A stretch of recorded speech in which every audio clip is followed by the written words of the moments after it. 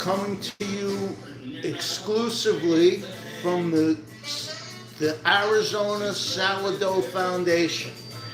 Anyway, so I'm making a short video today on formula development. I'm sure a lot of you people out there, you want to develop your own formulas.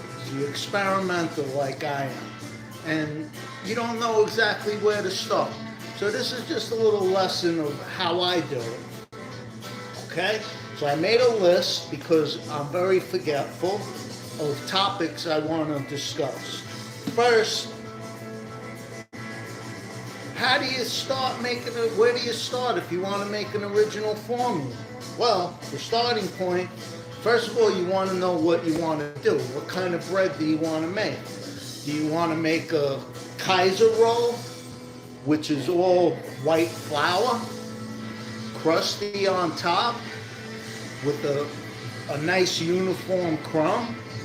Or do you want to make a country bread, which has different kinds of grains, a few different kinds of grains, and a little more open crumb, a nice Instagram crumb? This is as open of a crumb as I would go.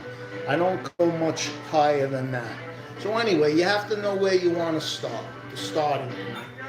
And then from there, you want to know what's the hydration. How do you want to make it? Well, that depends on a couple of things. It depends on the method you plan on using, your comfort level, and, that's about it, really.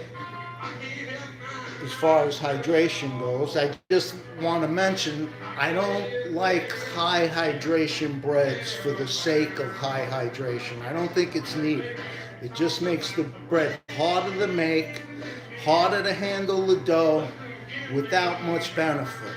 I mean, the bread, they say the high hydration bread's going to have a longer shelf life. I don't believe it. I like medium hydration breads. Like I said, I'm not an advocate of high hydration for the sake of high hydration. All right, now the next step is ingredients. It depends on what kind of bread you want to make.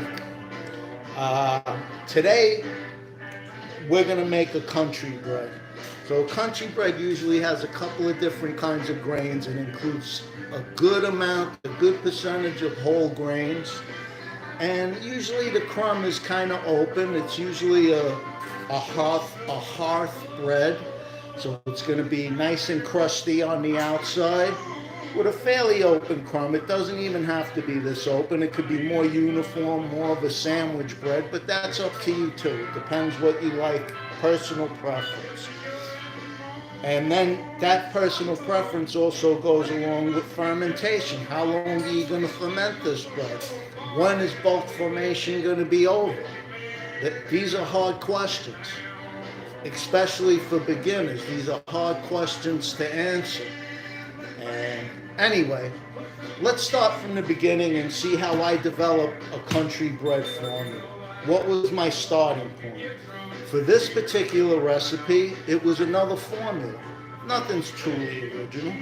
Anyway, for this particular formula of country bread, I went through a phase a couple of weeks ago, a couple of months, let's call it, where I wanted to get more in tune with the fermentation of my bread. I was constantly having trouble with having underproofed bread, and I was tired of it. My modus operandi usually is a mechanical mixer, the Bosch Universal. So I said the only way I'm going to get better at this is if I drop the Bosch mixer for a while and start getting my hands in the dough. Start getting the feel of the dough again and see where I'm at. I picked a formula by Forkish in his book, Evolution of Bread. Evolution in Bread, EIB. Anyway, it was his country bread formula. His formula called for bread flour, whole wheat flour, and rye flour. The first change I made, right away off the bat, I added purple barley because I had it on hand. Not a whole lot, but I added some purple barley to the mix. The next thing is the leaven. His formula, he's a great guy. I learned a lot from him about pizza, and his breads are delicious. However, he's got a long, convoluted method of mixing his leaven. It takes 3 days, and there's a lot of waste. His reasoning is that you should follow his leaven build exactly because for the flavor. He says he tested it, he retested it, and the way he does it develops the best flavor. I don't know. To me, that's neither here nor there. It was just too convoluted. So after the first 2 bakes, I eliminated that and started mixing the leaven the way I usually mix it. 1 feeding, my leaven is now healthy and strong, and I use it. And I have enough leaven for the formula. So that's it. Those are the things. And did I mention the percent fermentation? That depends on what kind of bread you're making and how you want the crumb. Do you want a really open crumb? You want a semi-open crumb? Depends how far you're going to go with this fermentation without under-fermenting or over-fermenting. So we have to look into that. That's a little more complicated. That's another video in itself. Anyway, let's get started. So if you watched one of my last videos from a few days ago, actually it's almost a week now, maybe it is a week, I showed you how I store and feed my mother culture. So what I did was I have 60 grams of rye starter and 60 grams of white flour starter. I took 20 grams of each of those, fed it at 100% hydration. That's that 20 grams of mother, 20 grams of flour, whichever kind it is, and 20 grams of water, so to make 60 grams. So I mixed up that. I fed my mother cultures and set it aside. So that left me with approximately 40 grams of rye and 40 grams of 40 grams of white flour. So I took those, I mixed them together, 80 grams, and I mixed them at 100% hydration, and I ended up with like 240 grams of mother culture. And now we're going to use this mother culture. I think it's going to be just enough for this formula that I'm making today, that I'm developing today. So my starting point was Forkish. His procedure, and it's a country bread.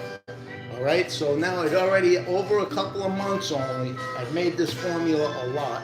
And every time I make it, it evolves more and more. I ended with, where is it? Italian country bread. I wanted to make a bread with a good amount of semolina, remosinata. So that's twice ground semolina.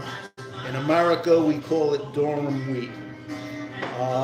So using that base formula from Forkish, which is now completely different, I started with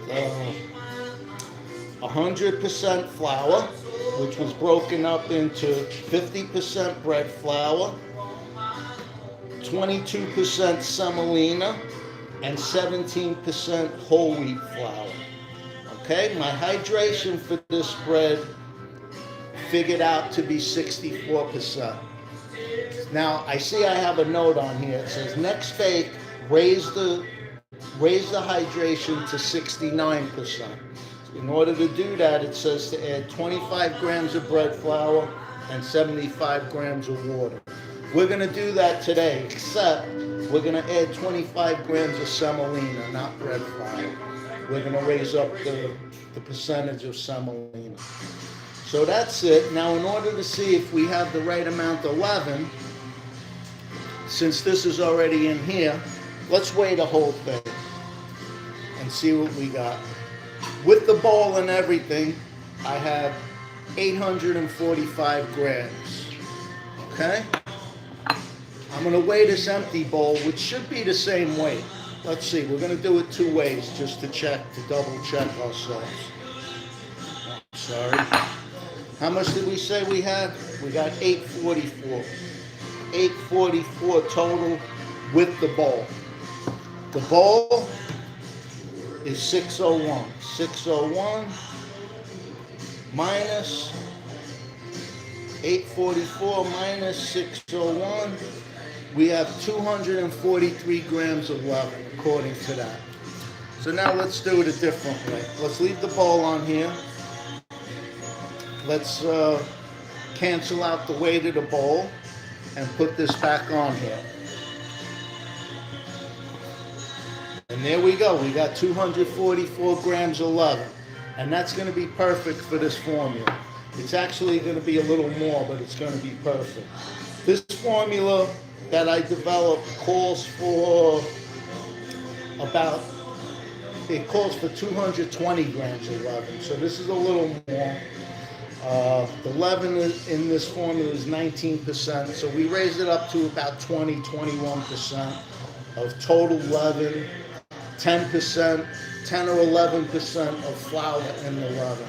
So that's going to be fine. It's enough. It's not too much. It's going to give the bread a chance to develop slowly at room temperature. And we're going to shape it, and we're going to shoot for an overnight bake. We're not going to bake it today. We're going to shoot for proofing, cold proofing in the refrigerator, and baking up these loaves first thing in the morning. I'm not going to make another video until we get to the shaping. We'll shape up these breads, we'll put them in the bannetons, and we'll get them in the refrigerator for a bake tomorrow morning. I hope this was informative. I hope you understand. If you have any questions, put them down in the comments and experiment. It's not that hard. It's not brain surgery, but you have to have a starting point. And now we have a starting point. You don't even have to use someone else's formula as a starting point. You could use a starting point as, gee, I have all this whole wheat flour. How am I going to use it? Well, you develop your own formula. You have to go by, it's best to start somewhere though, because you want to know how much whole wheat flour is going to work in the bread. I mean, you could want to make 100% whole wheat bread, that's fine, but you have to know it's going to be a dense bread. And probably for something like that, a high hydration is going to be necessary. But, you know, there's just all different reasons. But this one is based on Forkish's Country Bread from EIB, Evolutions of Bread. It evolved into something completely different, but using certain metrics that I know are going to work. It's like in music. If you want to write a song, you're not going to just use willy-nilly chords from all over the place. You want to use chords that are going to sound good together, that are in the same key. The key of C, the key of G. You know that any of those chords, no matter what